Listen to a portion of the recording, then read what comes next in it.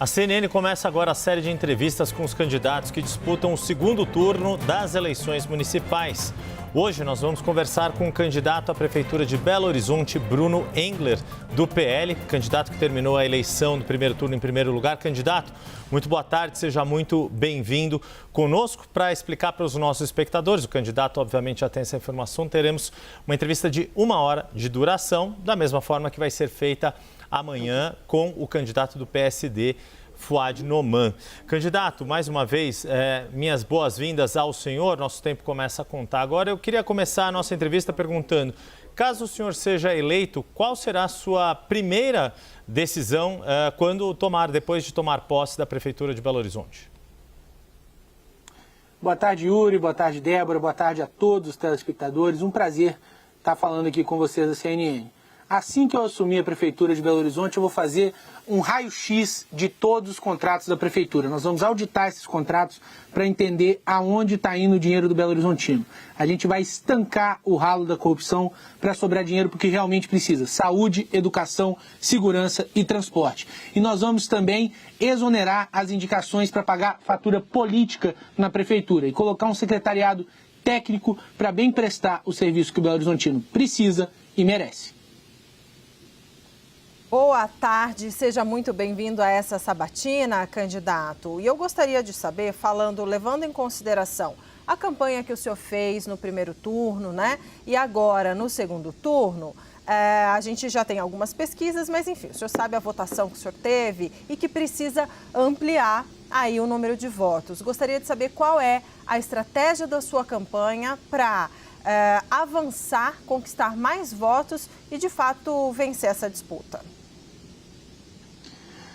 Olha, eu não me preocupo tanto com a questão de pesquisas, até porque a gente dá o exemplo do próprio primeiro turno, né? A última pesquisa Datafolha, por exemplo, falou que eu tinha 26, eu tive 34,4. Então, assim, a gente vê pesquisas que nos jogaram para baixo ao longo de todo o primeiro turno e agora no segundo turno não é diferente. A nossa estratégia é a mesma do primeiro turno, é rodar Belo Horizonte, conversar com as pessoas, apontar os problemas da cidade, as soluções que nós temos para esses problemas, apontar as falhas da atual gestão. Eu não tenho dúvida nenhuma que o meu projeto e o projeto da Coronel Cláudia é o melhor para a nossa cidade. E eu tenho certeza que o cidadão irá reconhecer isso e a gente vai ter uma vitória muito bacana no dia 27. Candidato, deixa eu trazer para participar dessa entrevista daqui de hoje o Pedro Venceslau, aqui em São Paulo, Renata Varandas, de Brasília, ambos já na tela. Vou começar com o Pedro Venceslau, a sua pergunta, Pedro, que está aqui em São Paulo. Boa tarde, candidato. Gostaria de saber se o senhor se vacinou contra a Covid-19 e se o senhor acredita que a vacina tem eficácia. Eu não me vacinei contra a Covid-19 seguindo a orientação da minha médica. Eu não sou médico, eu não vou contrariar quem de fato tem conhecimento sobre o assunto. Mas o problema de Belo Horizonte não é a minha situação, mas a situação das políticas públicas. A cobertura vacinal ela tem caído e a gente precisa olhar isso com muito cuidado. Com campanhas de conscientização, de vacinação, com campanha de vacinação nas escolas, para que a gente possa aumentar a cobertura vacinal como um todo e principalmente a vacinação infantil. É isso que nós vamos fazer. As vacinas estarão lá nas unidades de saúde para todos aqueles que queiram tomá-las e a gente vai ter políticas de incentivo para que as pessoas possam estar vacinando, principalmente as nossas crianças. Chamou agora a Renata Varandas também para participar. Renata, bem-vinda. Boa tarde, Pedro, também. E agora a sua pergunta. Olá, boa tarde a todos. Boa tarde, candidato. Ainda na pergunta do Pedro, como que eu não consegui entender como que o senhor vai conseguir incentivar a população a se vacinar e principalmente vacinar crianças se o senhor mesmo não se vacinou e o senhor não deu o exemplo? Como que vai funcionar isso?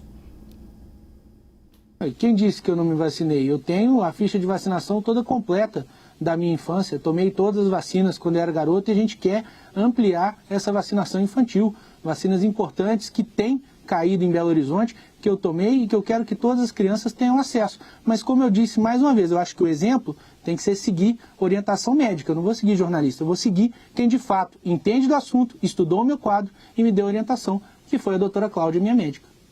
Então, candidato, para a gente esclarecer, uma coisa é o prontuário do senhor, outra coisa são as políticas da Prefeitura de Belo Horizonte, caso o senhor seja eleito. Quais mecanismos que a sua gestão vai adotar para fazer com que as crianças da rede pública e também da rede privada tenham a carteira de vacinação em dia, como o senhor disse que tem das suas vacinas da época de criança? Estou excetuando aqui a da Covid, porque o senhor disse que recebeu orientação médica para não tomar a vacina da Covid-19. O que a Prefeitura tem de mecanismos, de política pública para incentivar, para aumentar a cobertura vacinal na cidade de Belo Horizonte? O que o senhor vai colocar, implementar assim que tomar posse para que, de fato, haja esse aumento de cobertura vacinal? Olha, campanha de conscientização, publicidade, conversa no ambiente escolar. Você pode deslocar profissionais de saúde para o ambiente escolar para conversarem com os pais, conscientizarem da importância da vacinação. Isso é algo que pode ser construído também, inclusive, com outros entes federados, com o Estado, da União. A gente tem a política do Zé Gotinha, que visita as escolas, que é uma vacina importantíssima também. Você precisa ter essa abertura por parte das escolas municipais para você construir junto ao Ministério da Saúde. Você não pode querer fazer uma coisa obrigada, porque isso até gera mais medo nas pessoas. O que você precisa ter é muita conversa, muita conscientização, muito diálogo, para que as pessoas possam estar vacinando cada vez mais as nossas crianças. Isso já não é feito? Isso já é feito, mas tem que ser ampliado. A cobertura vacinal está caindo e quanto mais a gente puder fazer, melhor. Quanto mais construções, mais pontes para que os pais tenham esse acesso e as crianças também, a gente consegue estar melhorando os nossos índices. Candidato, já que a gente entrou nesse tema, né, que passa também pela educação, pela frequência das crianças nas escolas, gostaria de saber qual é a sua principal proposta para a área da educação, e eu vou te perguntar especificamente da educação infantil. Minha principal proposta para a educação infantil é zerar a fila. Hoje a gente tem cerca de 1.600 crianças esperando vaga na educação infantil. Como é que a gente resolve isso? Primeiro, a gente tem que construir novas EMEIs. As EMEIs são um modelo que funciona, que o Belo Horizontino aprovou. E segundo, é a ampliação da rede parceira. A gente tem creche que está pronta há 2 anos e que falta uma assinatura do prefeito para funcionar. Enquanto isso, tem criança esperando vaga. A gente precisa ampliar essa rede parceira para a gente poder acolher todas as nossas crianças. A gente precisa ampliar também as vagas no ensino integral. O ensino integral é uma ferramenta importante para a formação dos nossos alunos, é uma ferramenta importante para muitos pais e mães que precisam trabalhar o dia todo e precisam ter a tranquilidade que o seu filho está bem cuidado, seguro e bem educado no ambiente escolar. Então, as nossas 2 prioridades absolutas são zerar a fila da educação infantil e ampliar as vagas no ensino integral. Sobre isso, claro. Deixa só para pegar o gancho aqui, especificamente sobre as vagas no ensino integral, como é que está e qual que é a meta? E se o senhor tem no seu plano, na sua proposta, um escalonamento, né, de criação de novas vagas, em quanto tempo, quantas vagas e também a questão orçamentária para tirar isso do papel? Olha, o que acontece? O prefeito Calil, quando ele assumiu lá em 2016, ele prometeu aumentar as vagas do ensino infantil. Mas o que ele fez? Ele cortou o integral no meio, ficou metade das vagas de manhã, metade das vagas à tarde. Isso realmente é um prejuízo para as famílias que precisam do ensino integral. A gente quer ir aumentando gradualmente as vagas do ensino integral e a gente sabe que não será da noite para o dia. Mas como eu falei, assim que eu assumi a Prefeitura de Belo Horizonte, a gente vai auditar todos os contratos, estancar o ralo da corrupção, porque não pode faltar dinheiro para a educação. E, de fato, existe uma demora na construção de novas unidades, porque, por exemplo, uma EMEI que hoje atende metade dos alunos de manhã, metade dos alunos à tarde, ela só consegue atender metade desses alunos se for no período integral. Então, a gente precisa da construção de novas unidades. Isso não é um processo rápido, mas é uma coisa que precisa ser feita, porque as famílias de Belo Horizonte têm essa demanda. Pedro? O senhor disse que, se eleito, vai montar um gabinete técnico. Mas o senhor faz parte de um grupo político com fortes posições ideológicas. Qual vai ser a ascendência do ex-presidente Jair Bolsonaro e do seu grupo sobre a prefeitura? O senhor vai aceitar indicações de Bolsonaro para secretarias, por exemplo? Olha, o presidente Bolsonaro nunca me pediu nada na prefeitura para me apoiar. Ele me apoia por alinhamento ideológico, mas já que a gente está falando dele, Dou o exemplo dele, fez o ministério mais técnico da história do Brasil. A gente tinha na infraestrutura o Tarcísio, que fez um trabalho tão bom que o alçou a governador de São Paulo. Hoje o ministério do Tarcísio foi desmembrado em 2 e a gente tem 2 ministros políticos que juntos não dão meio Tarcísio, que é o Márcio França e o Renan Filho. A gente vai fazer, sim, indicações técnicas e a gente não tem dificuldade de composição com grupos políticos, desde que sejam pessoas qualificadas. Já que você deu o exemplo do Bolsonaro, vamos falar aqui, por exemplo, da Tereza Cristina. Tereza Cristina foi uma indicação da bancada ruralista do Senado Federal, mas fez um trabalho brilhante, porque entende muito de agro. Então, a gente não tem problema de compor com os grupos políticos que caminham conosco, desde que as pessoas tenham currículo técnico e a moral ilibada para estar trabalhando junto à Prefeitura de Belo Horizonte. Renata. Candidato, o senhor, enquanto deputado estadual, tinha um projeto para poder contratar a segurança armada para as escolas públicas. Queria saber se o senhor pretende também instituir a segurança armada para as escolas públicas municipais. Tinha o projeto? Não, tem o projeto. Inclusive, ele está pronto para plenário, a gente está articulando para que ele possa ser votado em breve. E isso é uma bandeira minha que, obviamente, tem que ser conversada com os pais, com a comunidade escolar, com os professores, para que tenha uma boa aceitação. O porquê desse projeto e o porquê dessa preocupação?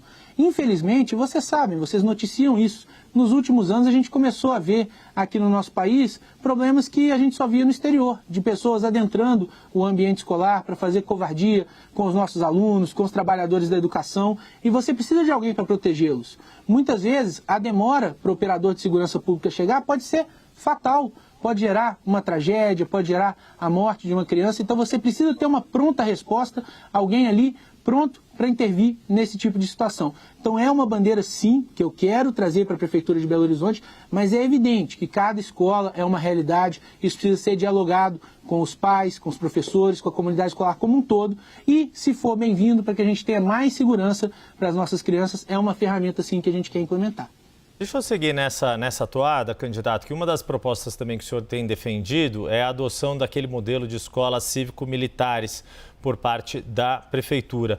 Em que exatamente faixa escolar o senhor pretende adotar, ou se é para todos os alunos, independentemente da idade dessas crianças, desses jovens e crianças, e o quanto o senhor conseguiria cobrir da rede em 4 anos? E, por fim, como dificilmente seria possível ter 100% da rede com este modelo, isso não criaria alunos de primeira classe e segunda classe por terem modelos diferentes de escolas?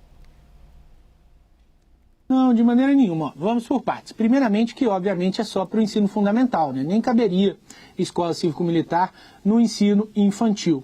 A gente já estudou o modelo, o custo por unidade anual é de 3,6 milhões de reais. É uma coisa que cabe no orçamento da Prefeitura. O que é que nós vamos fazer? Nós vamos começar com um projeto piloto. A gente vai fazer uma escola, isso aí vai ser definido através de critérios técnicos, de necessidade de melhora educacional, de vulnerabilidade social e violência. A gente vai escolher uma escola para fazer o projeto piloto.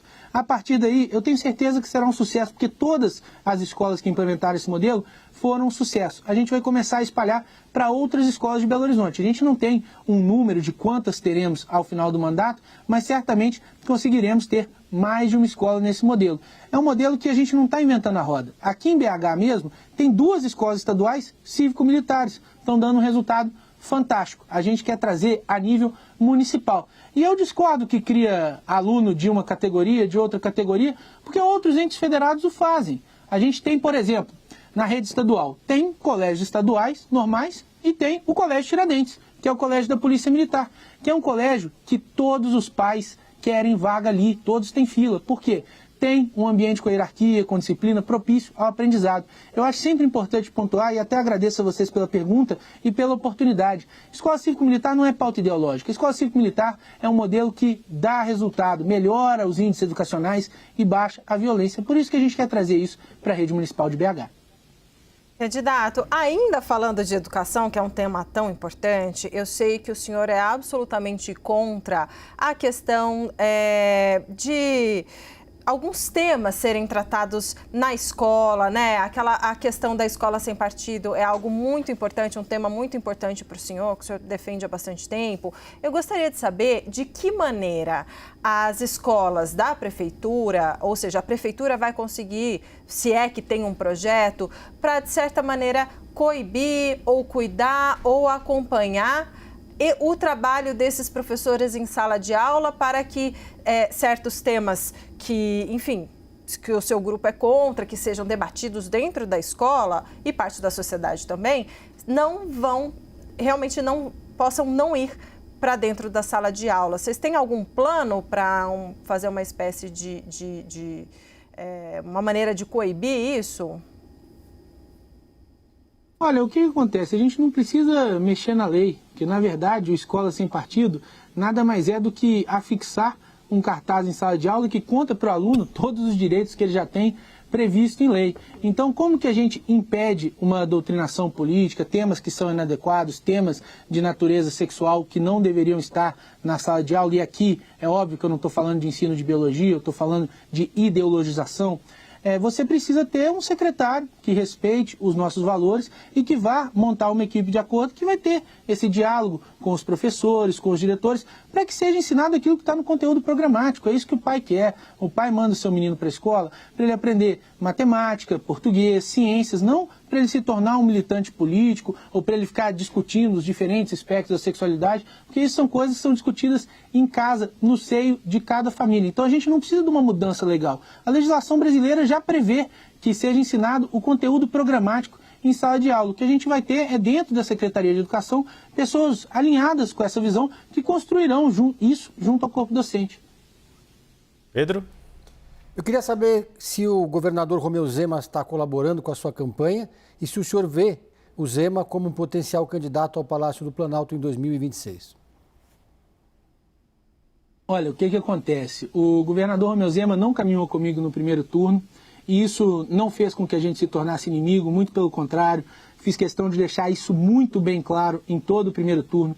Tenho um relacionamento muito tranquilo com o governador, já são 6 anos de convivência, ele como governador, eu como deputado estadual, e ele de maneira muito gentil me ligou parabenizando logo após as eleições. A gente está conversando, ele deve estar nos apoiando agora no segundo turno e já falei com ele que assim que eu me tornar prefeito vou bater muito na porta da cidade administrativa para a gente construir juntos soluções para BH e para toda a região metropolitana. Em relação à possível candidatura ao Palácio do Planalto, o governador tem que resolver com o partido dele, qual caminho ele deve seguir. Eu não faço parte dessas construções, mas ele é um cidadão em pleno gozo dos seus direitos políticos, se assim quiser se candidatar, é direito dele. Deixa eu aproveitar rapidinho que o senhor, já que o Pedro mencionou o governador Romeu Zema, o senhor esteve ontem com ele, almoçaram juntos. O que está faltando para o governador declarar apoio ao senhor? Na verdade, a gente não almoçou, a gente tomou um café, teve uma conversa muito produtiva, a gente está só alinhando os últimos detalhes, mas eu tenho convicção que o governador vai estar conosco, imagino que até o final dessa semana ou até o início da semana que vem a gente consegue tornar oficial essa parceria. Mas o senhor não vai contar quais são esses detalhes para a gente, candidato? Não, isso aí já estamos terminando de alinhar, tenho tranquilidade que ele vai estar conosco, mas é uma conversa interna minha, do governador e dos nossos grupos políticos. Renata, desculpa, Yuri, pode complementar. Não, ia chamar a Renata, que eu que furei a fila aqui, era só para não perder o gancho aqui. Imagina, Renata. Na verdade, o Yuri levantou uma bola que agora eu fiquei curiosa também, candidato. Por acaso, em algum momento nesse encontro de vocês, o senhor ouviu do governador Zema um pedido de que o senhor puxe mais o seu discurso para o centro, tirando o discurso mais para o lado da direita mais radical, digamos assim? Não, de maneira nenhuma. O governador não quis modular o meu discurso, interferir na nossa campanha. Pelo contrário, parabenizou pelo resultado expressivo que nós tivemos no primeiro turno. E, como eu disse, faltam alguns detalhes aí, mas tudo de maneira muito tranquila, até porque a gente tem um alinhamento em boa parte da nossa visão de mundo. Então, não temos nenhuma dificuldade nesse sentido. Candidato, já que a gente está falando dessas questões mais políticas, seja de construção de alianças, seja posteriormente para a construção de base de apoio e relação entre os demais entes federados, como é que seria a relação do senhor com o presidente Lula, dado que o senhor é um opositor do PT nas mais diversas esferas? Olha, o que acontece? Não é segredo para ninguém que eu não gosto do presidente Lula, não gosto da maneira que ele faz política. Nós temos visões de mundo e formas de atuar completamente diferentes. Mas os entes federados, eles precisam dialogar, independente de quem ocupe a cadeira. Eu acho que o Lula não está precisando de mais um amigo, eu também não estou. Só que o prefeito de Belo Horizonte precisa conversar com o presidente da República, independente de quem seja. Nisso eu me espelho muito no governador de São Paulo, Tarcísio. Ninguém nega que o Tarcísio é um cara de direita, ninguém nega que o Tarcísio é um bolsonarista, mas quando ele precisa resolver os problemas do estado dele, ele se senta com o presidente da República, ele se senta com ministros para levar as demandas do estado de São Paulo. Em BH não será diferente. Eleito prefeito, vou levar as demandas até Brasília, conversar com o governo federal, dialogar, construir. Mas é importante lembrar, gente, Lula será o presidente nos 2 primeiros anos do meu governo. Nos 2 últimos, a gente nem sabe. Então, assim, independente de quem tiver aqui na cidade administrativa e de quem tiver lá no Palácio do Planalto, a gente vai ter um diálogo para resolver os problemas de Belo Horizonte. O senhor que tem esse histórico, né, parlamentar, queria trazer aqui, como eu estou falando aqui de Brasília, candidato, queria trazer aqui para essa discussão entre, especialmente, né, o STF e o parlamento, sobre questão de emendas parlamentares, e essas emendas parlamentares de bancada, etc., mas essas emendas que muitas vezes são enviadas direto para as prefeituras, sem passar, né, por tanta transparência, tanto trâmite. Pelo menos essa é a questão levantada pelo Supremo e criticada também pelo Executivo. Mas como o senhor está falando do lado da prefeitura, né, que é candidato à prefeitura de Belo Horizonte, eu gostaria de entender qual é a sua avaliação sobre essas emendas que chegam mais rápido dessa maneira, apesar de serem consideradas aí emendas pouco transparentes, mas que chegam mais rápido ali, direto para o cofre da prefeitura. Olha, o que acontece? Eu entendo que a transparência é importantíssima e vou fazer a prefeitura mais transparente da história de Belo Horizonte. É o meu compromisso. A primeira coisa que eu vou fazer é a auditoria, o raio-x de todos os contratos. Essa emenda mais rápida, muitas vezes, ela consegue suprir uma demanda emergencial. Mas é importante que você tenha fiscalização dos órgãos competentes, dos tribunais de contas, dos ministérios públicos, para que não ocorra nenhum tipo de problema. Em Belo Horizonte, nós vamos dialogar com os parlamentares, nós queremos trazer todo tipo de emendas para a gente aumentar o investimento aqui na capital. Se o Supremo decidir que essas emendas tenham que deixar de existir, a gente trabalha com o modelo da emenda tradicional. Se o Supremo entender que essas emendas podem continuar e os parlamentares quiserem mandá-las, vamos divulgar, apontar o parlamentar que mandou, para onde mandou, para que a população tenha um amplo acesso à informação. Minha prefeitura vai ser absolutamente transparente. Mas como você bem pontuou, eu hoje sou deputado estadual. Se Deus quiser, ano que vem, prefeito de Belo Horizonte. Isso é uma discussão que remete a Brasília, independente do cenário que se desenhar, a gente vai buscar recursos para a nossa cidade. Pedro Venceslau. Pedro, desculpa. A cidade de Belo Horizonte oferece vários tipos de passes livres no transporte para estudante, para vilas e favelas, na atual gestão. Eu queria saber se o senhor defende o passe livre e se é possível ampliar e universalizar o passe livre para toda a população da cidade. Olha, universalizar o passe livre é algo que a gente entende que não cabe no orçamento, mas a gente entende que aquilo que já foi conquistado será mantido. A gente não vai retirar quem conquistou esse passe livre, então a gente vai manter, vai estar no nosso próximo contrato de ônibus. A gente até estuda uma possibilidade aí de um passe livre aos domingos, mas tem que ver o custo disso, se não vai pesar no preço da passagem nos outros dias ou se não geraria um subsídio para além do que a prefeitura consegue arcar. Mas é importante você falar de ônibus pelo seguinte: o próximo prefeito de Belo Horizonte vai ter a missão de desenhar o novo contrato de ônibus. E o prefeito atual, Fuad Noman, está no bolso dos empresários de ônibus, porque é financiado por eles. Então, se ele for reeleito, fica o questionamento: será que ele vai fazer esse contrato pensando nos interesses do cidadão ou será que ele vai fazer pensando nos interesses de quem financia ele? Eu vou fazer um contrato abrindo uma ampla concorrência para empresas de todo o país, não tenho compromisso com as empresas que aí já estão, para que possam prestar o melhor serviço ao preço mais justo. Mas as gratuidades que já existem estarão previstas e serão mantidas no próximo contrato. Candidato, só para ficar bem claro, né, por que o senhor diz exatamente, concretamente, que o prefeito Fouad Noman está no bolso dos empresários de ônibus? Ele está no Divulga Cand. Ele recebeu doações de diversos empresários de ônibus. A história do Fouad com os ônibus é antiga. Quando ele foi secretário do Aécio Neves, ele fez o contrato de ônibus metropolitano, que não funciona, e esse contrato foi copiado aqui para Belo Horizonte. O contrato atual de ônibus de BH é uma herança do governo do PT. Foi feito em 2008, no apagar das luzes do governo Fernando Pimentel, e até hoje a gente sofre as consequências dele. Então a gente tem um prefeito que tem um relacionamento aí de 20 anos com as empresas de ônibus, essas mesmas empresas que estão há décadas tomando conta do transporte de Belo Horizonte. Ele afirma que tem tolerância zero com as empresas de ônibus, mas o pessoal está tão insatisfeito que está financiando a campanha dele. Eu, de fato, tenho coragem de enfrentar as empresas de ônibus e defender os interesses da população. O prefeito não. Renata. Agora, candidato, na prática, na verdade, então, esse contrato começou em 2008, então vai até 2028, certo? 2028, exatamente. Só que eu vou fazer, desculpa, só te cortar. Imagina. Eu vou fazer o que o Calil prometeu e não teve coragem, que é abrir a caixa preta da BH Trans. Vou auditar esses contratos e se tiver qualquer irregularidade, não tenho receio algum de suspender ou mesmo rescindir esses contratos. E a gente vai adiantar um novo contrato. Se tiver tudo dentro da lei, aí em nome da segurança jurídica tem que manter, mas já vou pensar o novo contrato, pensando nos interesses do cidadão e não dos empresários de ônibus. Perdão pela interrupção. Imagina, agora na prática essa auditoria pode acabar levando talvez por um aumento de passagem, porque eu estava dando uma olhada, a passagem em BH é bem cara, né? Acho que R$6, R$6 e pouco. Pode acabar Não, ela levando... passou de R$6, perdão, só para a gente não passar a informação errada.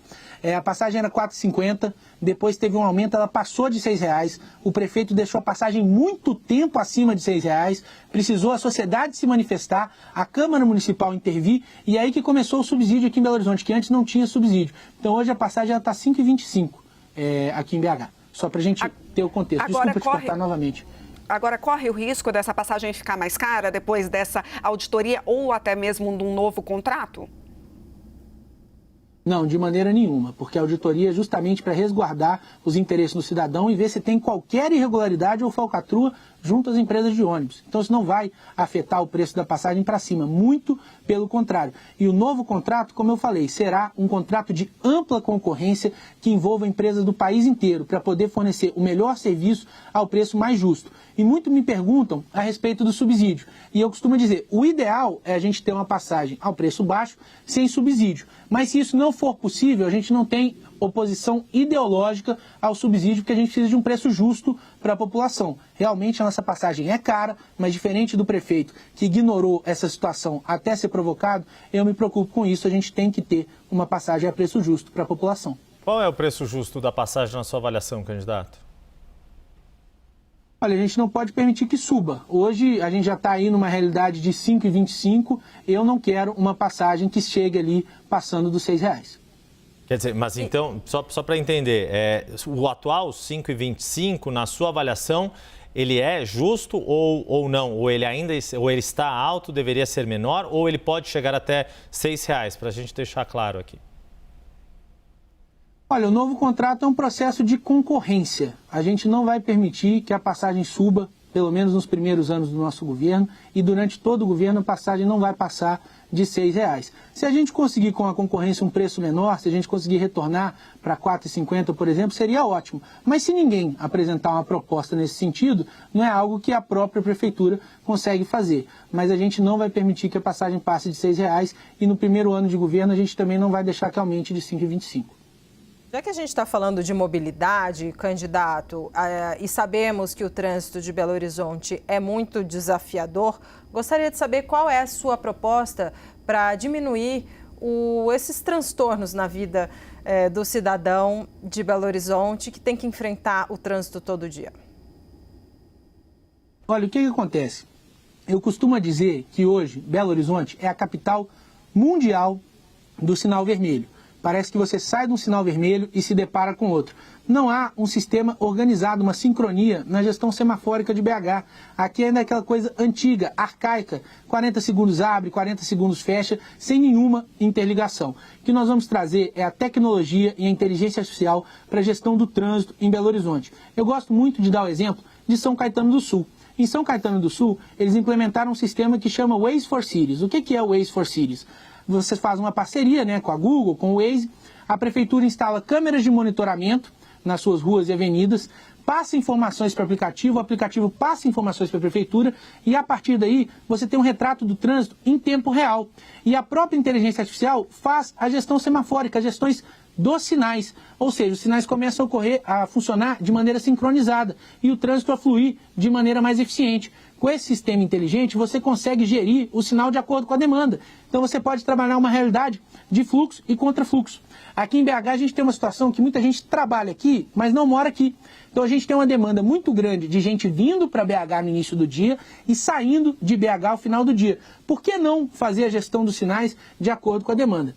Lá em São Caetano, eles conseguiram reduzir com esse sistema o tempo de tráfego na área central da cidade em 40%.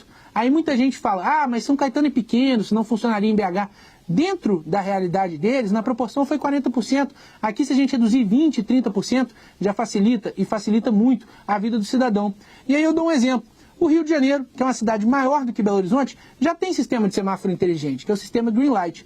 Então a gente precisa parar de criar desculpas para ter compromissos com atraso. Porque hoje Belo Horizonte é a segunda pior capital para se rodar em horário de pico. Só ganha, por assim dizer, de Recife. Pedro, agora, desculpa, deixa eu só arrematar mais uma. Porque na campanha em São Paulo, não sei, né, se o senhor teve tempo de acompanhar, porque está focado na sua, mas a campanha de Pablo Marçal, que acabou sendo derrotado ali no primeiro turno, ele propunha a direita livre, né? A gente está falando do trânsito. A direita livre, ou seja, quando não estiver passando gente, mesmo que o sinal estiver fechado, a direita está livre, assim como acontece em Nova York, por exemplo. Isso é uma ideia também? O senhor chegou a pensar nisso? Olha, eu considero uma ideia positiva, isso tem que ser estudado a aplicabilidade aqui em Belo Horizonte junto a pessoas competentes, engenheiros de trânsito, mas eu acho que é algo que pode ser sim implementado, não é só Nova York, a maioria das cidades americanas tem esse mecanismo, você consegue realmente dar uma destravada no trânsito, mas vou até pegar um gancho, aproveitar que você falou de São Paulo, uma outra solução que a gente vai trazer da mobilidade que já existe aí e funciona, é a questão da motofaixa. A motofaixa foi implementada aí, tem dado resultado, reduziu o número de acidentes, aumentou a agilidade no trânsito e a gente vai pegar esse bom exemplo que funciona da capital paulista e trazer também para a capital mineira. Pedro Venceslau. Candidato, eu queria saber se o senhor entende que a questão da Cracolândia tem que ser combatida pela ótica da saúde pública ou da intervenção policial e se o senhor defende a internação compulsória dos dependentes químicos.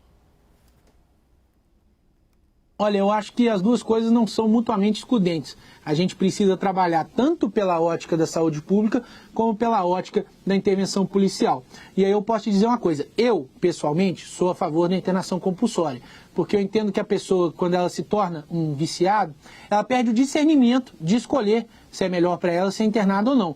Só que prefeito nenhum pode prometer isso, porque o Supremo hoje ele não permite a internação compulsória, a gente tem dificuldades no âmbito do ordenamento jurídico. Então gostaria sim de fazer uma política de internação compulsória, mas não posso ser responsável de fazer essa promessa.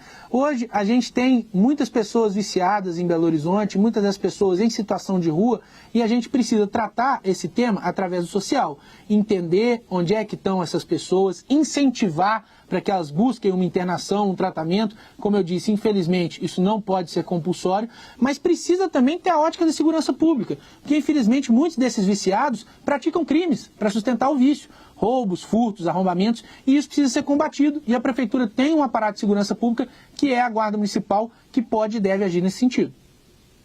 Renata? Candidato, aproveitando então que o senhor falou da quantidade de pessoas que moram nas ruas em Belo Horizonte, tem uma quantidade muito grande de gente morando nas ruas, assim como na grande maioria das capitais brasileiras.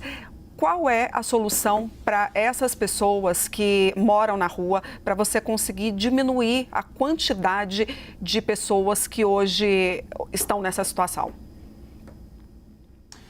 Olha, o que acontece? A situação das pessoas em situação de rua, ela é muito complexa. Mas eu costumo dizer que para resolver o problema, primeiro você precisa entender o problema. E hoje a Prefeitura de Belo Horizonte não sabe sequer o que está acontecendo. Vou dar um exemplo para vocês.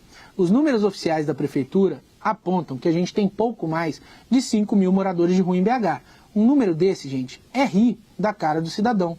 A gente sabe que tem muito mais do que isso. Só na região central tem mais do que isso. Então, se a Prefeitura não sabe sequer quantos moradores de rua tem em BH, como é que ela vai trabalhar para resolver o problema? Primeira coisa que a gente vai fazer é um mapeamento amplo das pessoas em situação de rua de BH. Entender quantas são e aonde estão. E a partir daí, conversar com essas pessoas. Entender por que cada uma delas foi parar na rua. Porque problemas específicos precisam de soluções específicas. Tem gente que foi parar na rua por um problema de vício, e aí, como a gente já discutiu anteriormente, você tem que trabalhar, incentivar que essa pessoa busque uma internação, um tratamento para sair dessa situação. Tem gente que está na rua por problema emocional, às vezes perdeu um ente querido, separou da esposa, ficou desgostoso com a vida. Você precisa de um atendimento psicológico, psiquiátrico especializado para tirar as pessoas dessa situação. Tem gente que está na rua por situação meramente financeira, não consegue mais pagar para morar em Belo Horizonte. Se essa pessoa voltar a ter um emprego, uma fonte de renda, ela consegue alugar um quarto, arrumar um espaço e sair dessa situação. Você precisa de uma requalificação profissional, de um reposicionamento no mercado de trabalho. Mas antes de você começar a resolver o problema, primeiro é preciso entender o problema. Eu rodei toda a BH fazendo campanha, conversei com muitas pessoas, dentre elas moradores de rua, que se dispuseram a falar conosco. E cada um deles realmente tem uma história, tem uma situação, tem gente que é daqui, tem gente que veio de fora, cada um tem um motivo para estar na rua. E todos eles eu perguntei, mas alguém da Prefeitura já veio falar com vocês, procurar saber por que vocês estão na rua, de que maneira pode auxiliar para vocês saírem dessa situação? E a resposta até o momento tem sido unânime. Não, ninguém da Prefeitura nunca nos procurou, nunca buscou entender por que estamos aqui e como podemos sair dessa situação. Então, antes de resolver o problema, primeiro é preciso entender o problema e hoje a Prefeitura não sabe sequer o que está acontecendo.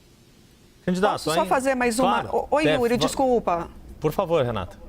Não, é só para aproveitar esse gancho.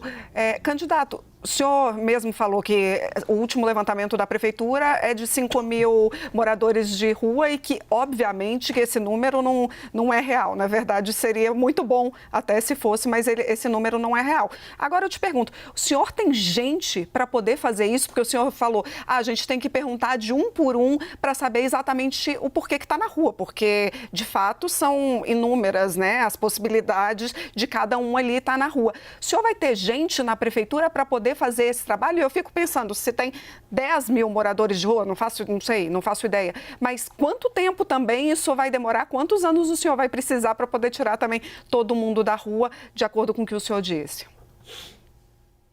Olha, para tirar todo mundo da rua é um processo muito complexo, mas esse mapeamento a gente consegue fazer no primeiro ano. A gente tem uma prefeitura, é claro que são as diferentes pastas, que tem mais de 50 mil funcionários, entre os efetivos e os comissionados. A gente tem uma Secretaria de Assistência Social que é voltada para isso, e se faltar gente, a gente tem que abrir concurso e contratar mais pessoas, porque é um problema que hoje aflige o Belo Horizontino. Então, assim, isso tem que ser prioridade número 0, é o que eu falo. Quando a gente estancar o ralo da corrupção, tem que sobrar dinheiro para o que realmente é necessário. E hoje, tratar a situação de quem está na rua tem que ser prioridade do prefeito. Prefeito, candidato, o senhor mencionou a questão, então, do corpo... Gostei do prefeito, fica à vontade. Do corpo de funcionários da Prefeitura. Qual que vai ser a sua política em relação ao funcionalismo público? E pergunto isso... O senhor tem defendido o governo Jair Bolsonaro, que é um governo que não deu reajuste aos funcionários federais durante os 4 anos de governo e que tem uma marca de redução da máquina pública. O senhor pretende reduzir a máquina pública da Prefeitura de Belo Horizonte ou o senhor considera que é necessário adotar algum tipo de política de valorização de carreira no funcionalismo municipal? Bom, vamos por partes, gente. Primeiro, de valorização do funcionalismo. Entendo que a gente precisa, sim, valorizar os nossos funcionários, concursados de carreira, profissional valorizado, ele trabalha mais motivado e entrega um serviço melhor. O presidente Bolsonaro enfrentou uma pandemia, uma situação financeira muito complicada, distribuiu o Auxílio Brasil, evitou que muitas pessoas passassem necessidade e a gente precisava ter um equilíbrio financeiro. Não é a realidade hoje que a gente vai encontrar em Belo Horizonte, então a gente tem condições de conversar, negociar e melhorar a situação dos nossos funcionários públicos. Tanto é que na minha atuação enquanto parlamentar eu sempre briguei, por exemplo, pela valorização dos profissionais da segurança pública, que é uma bandeira que eu defendo. Então a gente não tem nada contra valorizar e honrar os funcionários públicos. Agora, realmente, a redução do tamanho da máquina é uma coisa que a gente acredita. Então, se a gente conseguir diminuir, desinchar a máquina pública, é algo que gera menos custo para o cidadão. Evidente que não pode faltar os serviços essenciais, mas é um norte que a gente tem sim. Mas dá para fazer as duas coisas? Porque, por exemplo, para puxar na área que o senhor atua, da área de segurança pública, o senhor prometeu já aumentar o efetivo da Guarda Municipal. Isso tem um acréscimo de custo. Ao mesmo tempo, sim, como é que se reduz máquina pública valorizando o funcionário público? Não, você consegue reduzir cortando o que é supérfluo. Segurança pública não é supérfluo, é essencial. A gente vai passar de menos de 2.400 guardas que a gente tem hoje para 4.000 guardas, para dar mais segurança para o Belo Horizontino. Isso vai ter um custo anual de pouco mais de 80 milhões de reais, mas a gente vai colocar no orçamento porque é prioridade. Porque o Belo Horizontino não aguenta mais ser assaltado, ser vítima de violência. Hoje, a gente tem um prefeito que fala que segurança pública não é com ele, é responsabilidade do governador do estado e não há nada que ele possa fazer. Comigo é diferente. Eu chamo a responsabilidade da segurança pública. Tenho a honra e o privilégio de ter ao meu lado a Coronel Cláudia. Foi a primeira mulher a comandar o policiamento da capital, pegou um período muito complicado em 2013, 2014, teve manifestação, teve Copa das Confederações, teve Copa do Mundo e fez um trabalho brilhante. Está construindo junto comigo as nossas políticas de segurança pública. Então, a nossa visão de um Estado menor é um Estado que atrapalha menos, mas não é cortar onde precisa. A gente precisa valorizar o profissional da educação, a gente precisa valorizar o profissional da saúde, o médico especialista, para que ele queira trabalhar na prefeitura e a gente não tenha tanta demora para uma consulta especializada. A gente precisa valorizar o guarda municipal e contratar mais guardas para combater o crime. Então, não são ideias divergentes. O que é essencial e necessário vai ser mantido, ampliado e valorizado. E aí, no caso, candidato, falando sobre o desinchaço, o enxugamento da máquina pública, o que, na sua avaliação, seria então supérfluo? Olha, a gente vai sentar na cadeira e ver aquilo que está ocioso, ver aquilo que a gente pode juntar. Hoje a gente tem uma estrutura aí de 14 secretarias, que a gente entender que não é necessário para o bom funcionamento do serviço público, é um gasto que é inútil, por assim dizer. E aí a gente pode cortar para a gente reinvestir naquilo que mais importa. Eu não estou prometendo cortar nada ainda. Chegando na cadeira a gente vai entender o que é preciso para que a prefeitura funcione bem e o que é desnecessário e é um custo que a população não precisa ter. Pedro? Eu queria saber se o senhor espera receber Pablo Marçal para reforçar sua campanha e se o senhor vê o influenciador como um potencial candidato à presidência em 2026 e também como um novo líder do campo da direita que pode até fazer sombra a Jair Bolsonaro. Olha, o que acontece? Correu aí um burburinho de que o Pablo Marçal viria aqui me apoiar. Eu quero deixar uma coisa bem clara.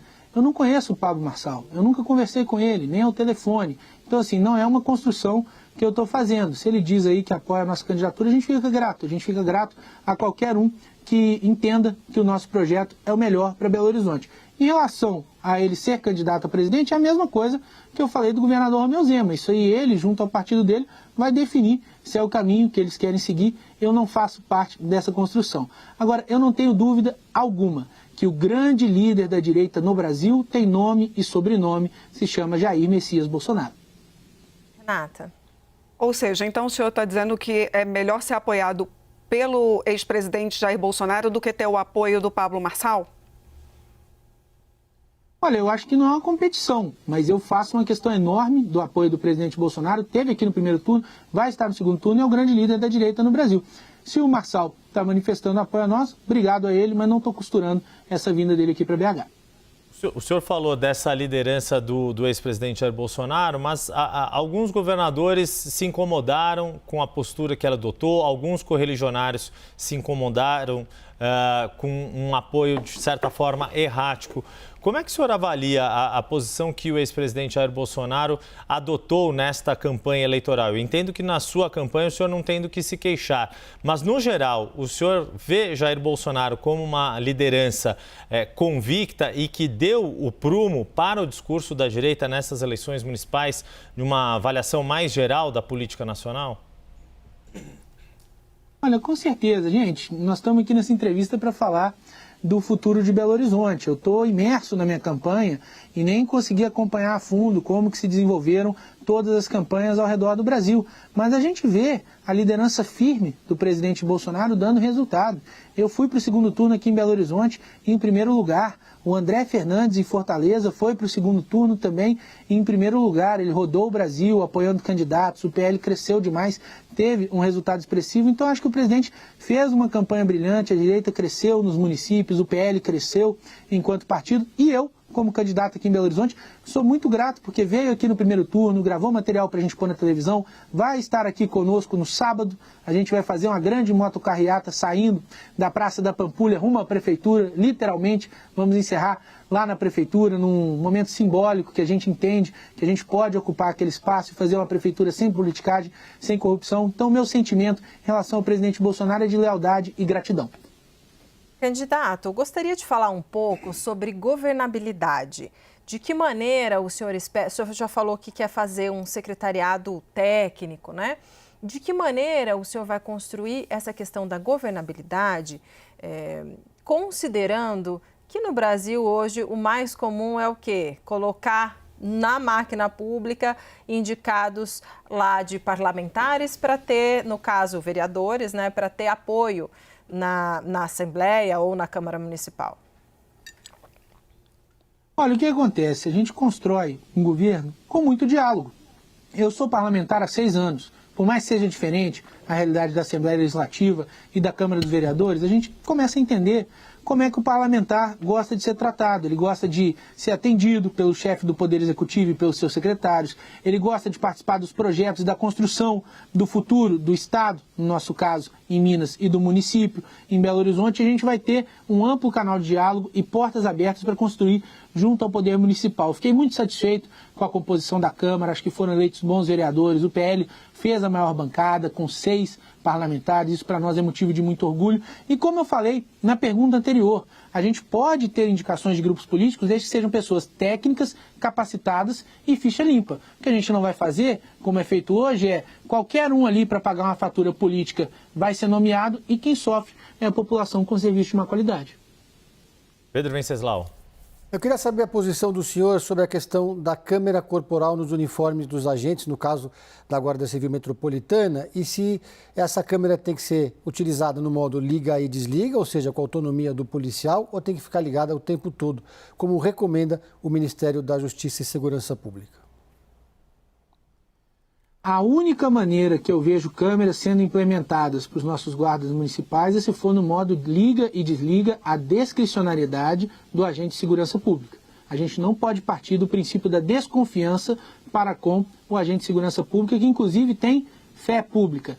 E a gente sabe que a atividade policial, muitas vezes, tem momentos em que você precisa conversar com uma testemunha, que ela não quer ser filmada, porque ela não sabe para onde aquela imagem vai, ela pode achar que aquilo vai cair na mão de criminosos, que ela vai sofrer represálias. Então, o operador de segurança pública, nesse caso o guarda, ele tem que ter total autonomia para desligar a câmera e até mesmo retirar a câmera para que a testemunha possa falar com maior tranquilidade, relatar o que de fato aconteceu, para que eles possam inibir a prática de crime. Então, o guarda municipal, o cidadão belo-horizontino, tem o meu compromisso. A gente não vai colocar câmeras de monitoramento, de funcionamento obrigatório na nossa guarda municipal.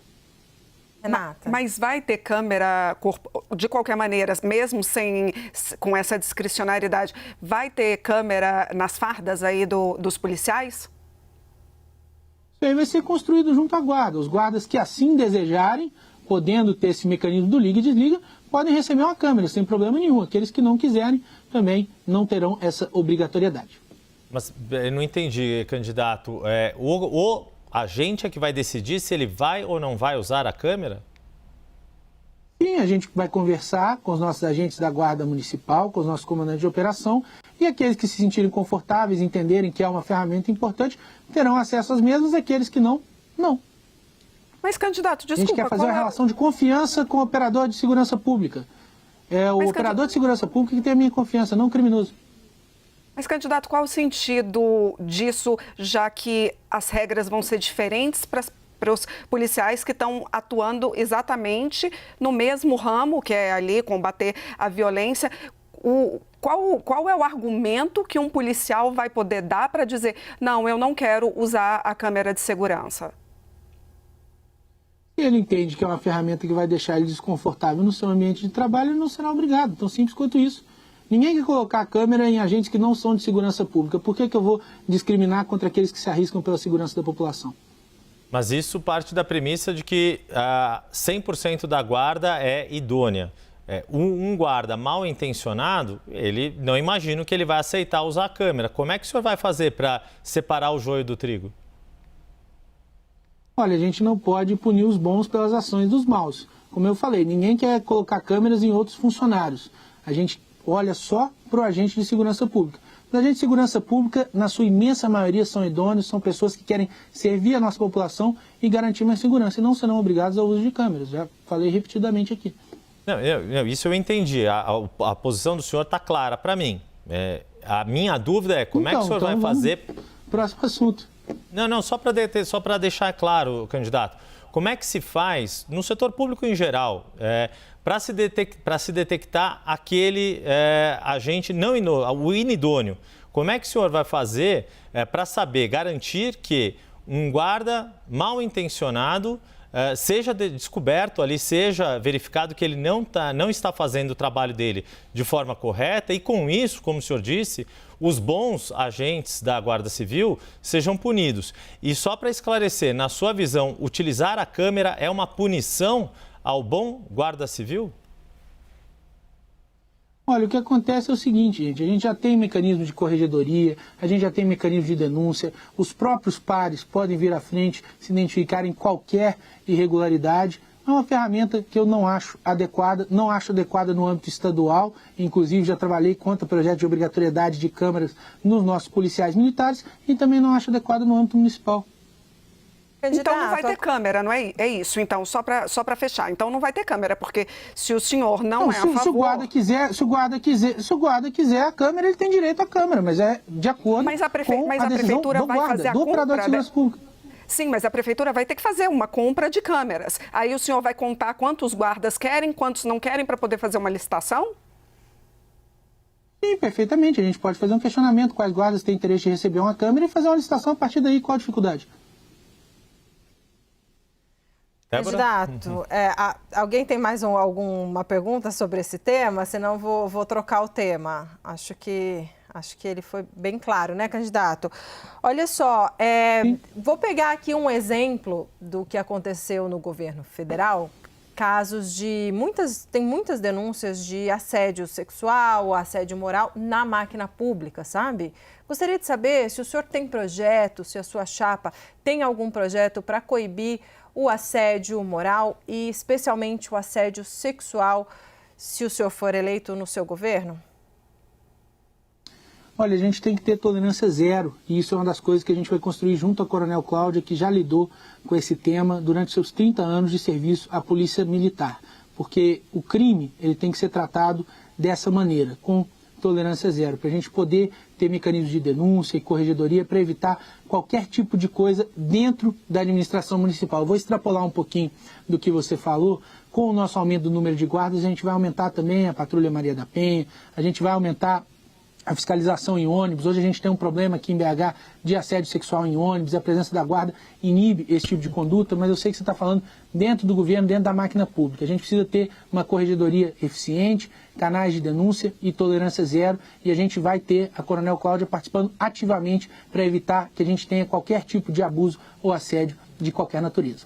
Candidato, a gente está caminhando aqui para os minutos finais, mas ainda dá tempo de abordar um assunto que é super importante, que é a questão da cultura E Belo Horizonte se tornou uma das cidades aí com um carnaval bastante ativo. Como é que o senhor vê a questão do carnaval de rua na cidade de Belo Horizonte? O senhor é favorável a ampliar? É necessário algum tipo de reorganização de blocos de rua? O que o senhor está pensando, levando em conta que carnaval é dos primeiros desafios de qualquer gestor municipal, porque é logo ali no segundo, no máximo terceiro mês, assim que toma posse? Sim, eu entendo que o Carnaval de BH entrou no mapa do Brasil. Hoje a gente recebe turistas de toda Minas Gerais, do Brasil inteiro, e é importante para a nossa cidade, faz a economia girar, movimenta a nossa rede hoteleira. O Carnaval ele tem que ser mantido e até mesmo ampliado onde for possível. A visão que eu tenho para o Carnaval é que a gente tenha parcerias maiores com entidades privadas, que a gente consiga trazer recursos privados através de naming rights e outras parcerias, que foi uma dificuldade que a gente teve no Carnaval desse ano. No Carnaval desse ano, por problemas de prestação de contas em carnavais anteriores, a gente teve menos adesão de empresas privadas e aí a gente teve uma prefeitura que precisou colocar muito dinheiro público e ainda pedir ajuda ao governo do estado, senão não conseguiria realizar o carnaval. Mas é evidente que tudo aquilo que a gente não conseguir construir junto à iniciativa privada, a gente vai suprir com investimento público para a gente poder ter esse fomento na nossa economia. Eu acho que o Carnaval de BH entrou de vez no mapa nacional do carnaval e entrou para ficar. Renata. Candidato, a gente está aqui com as pessoas acompanhando atentamente. Eu recebi uma pergunta e vou fazer, então, que é por sinal de um professor de BH, que ele junta com dois assuntos, que é valorização do funcionário público com as escolas cívico-militares, que foram dois assuntos que a gente já falou. O que ele pergunta aqui é, o senhor propõe escola cívico-militar, só que há uma diferença entre o salário dos professores e os salários dos militares. Então, os militares vão ganhar mais que os professores. Ele me pergunta aqui, qual que é o sentido de um professor militar ganhar mais do que um professor civil, ou se vai ter uma valorização também dos professores nesse caso? Olha, o que acontece? A gente vai trabalhar por uma valorização dos professores de toda a rede pública, não só daqueles que trabalharem na escola cívico-militar, mas é importante deixar claro que não é uma competição entre os militares e os professores e que o corpo docente da escola, na escola cívico-militar, ele se mantém. São os mesmos professores com o mesmo conteúdo programático. O que muda é a gestão. A gestão passa a ser feita por militares. E aí você tem uma mudança no uniforme, que ele passa a ser mais semelhante a uma farda, você tem momentos cívicos mais frequentes, você tem todo um regimento de hierarquia e disciplina que ele cria uma atmosfera mais propícia ao aprendizado. Mas os professores continuam sendo os nossos professores da rede pública que a gente quer valorizar. Então eu entendo que não é uma competição entre esses militares que vêm auxiliar no projeto da Escola Cívico-Militar e os professores. Os professores serão esses da rede pública de BH. Candidato, a gente sabia que já passou 1 hora? Olha só, então a gente já vai, o senhor tem Caramba. 3... tem 3 minutos para as considerações finais, o senhor fica à vontade com o seu tempo para dar esse recado final. Não, perfeito. Primeiramente eu queria agradecer a CNN pelo espaço, pela oportunidade, agradecer a todos vocês pela entrevista e agradecer aos telespectadores pela atenção. E dizer que o recado da nossa campanha é um recado de esperança, de mudança. É falar com o cidadão belo-horizontino que ele não é obrigado a se contentar com uma prefeitura medíocre e com um serviço ruim. Ele não é obrigado a se contentar com o prefeito que está no bolso das empresas de ônibus. Ele não é obrigado a se contentar com o prefeito que renova o contrato de limpeza da Lagoa da Pampulha por R$22 milhões sem licitação, contrário ao parecer do Ministério Público. Ele não é obrigado a se contentar com 5 secretários de saúde em 2 anos. Esse último, Bruno Barral, veio lá da Bahia, onde ele responde por improbidade administrativa, e ele ganhou como prêmio a Secretaria de Educação de Belo Horizonte para pagar uma fatura política. A gente não é obrigado a se contentar com o prefeito que fala que segurança pública não é com ele, é com o governador do estado. Eu e a Cláudia chamamos a responsabilidade da segurança pública. Ele não é obrigado a se contentar com uma prefeitura que vira para a família de 1.600 crianças e fala que não tem vaga na educação infantil. Nós vamos zerar a fila da educação infantil. Ele não é obrigado a aceitar que o tempo de espera para uma consulta especializada, para uma cirurgia eletiva, seja de meses, em muitos casos até de anos. A gente precisa melhorar o nosso atendimento em saúde. O Fuad nunca vai enfrentar o sistema, porque ele é o sistema. Já fez parte dos grupos políticos mais podres de BH, de Minas Gerais e do Brasil. Foi secretário do Aécio quando fez o contrato desastroso de ônibus metropolitano, que foi copiado para fazer o contrato de BH, e a gente sofre as consequências disso até hoje. Entrou na política como vice do Calil, e o próprio Calil fala que a gestão dele é uma decepção, é desastrosa, e não apoiou na eleição. Em 2022 ele teve com Lula, responsável pelos maiores escândalos de corrupção do país. E hoje quem manda na prefeitura é o Rodrigo Pacheco. Eu e a Cláudia oferecemos uma nova oportunidade. Vamos fazer uma prefeitura sem politicagem, sem corrupção. Assim que eu chegar, vou fazer o raio-x, auditar todos os contratos da prefeitura para entender aonde está indo o dinheiro do Belo Horizontino. Nós vamos estancar o ralo da corrupção para sobrar dinheiro porque realmente é necessário. Saúde, educação, segurança e transporte.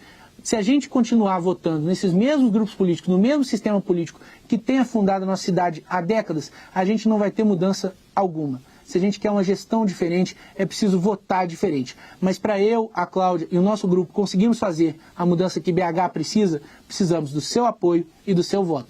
Por isso eu peço, no dia 27 é 22.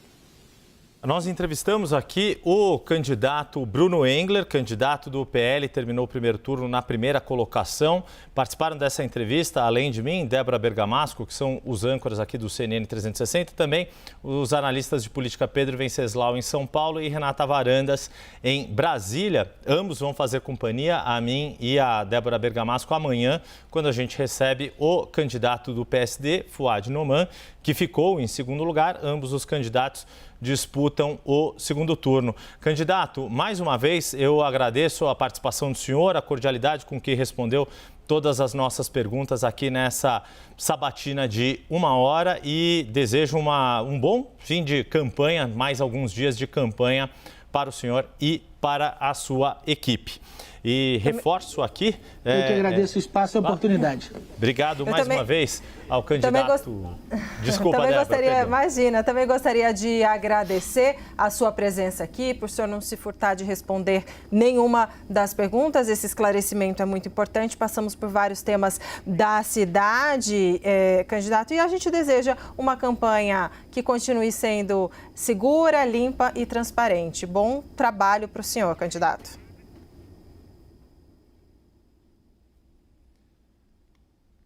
Muito bem, obrigado mais uma vez ao candidato Bruno Engler, obrigado Pedro Venceslau, Renata Varandas. Esta foi a entrevista, como eu disse, com o candidato à Prefeitura de Belo Horizonte, Bruno Engler, do PL. Amanhã, sexta-feira, no mesmo horário, nós continuaremos a nossa série de entrevistas e vamos receber o candidato Fuad Noman, do PSD.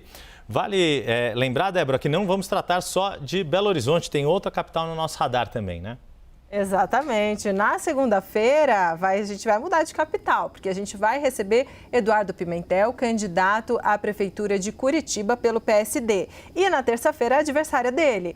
A gente vai conversar com a também candidata à Prefeitura de Curitiba, Cristina Grael, do PMB. Aqui no CNN 360, você vai acompanhar ao vivo essas entrevistas também.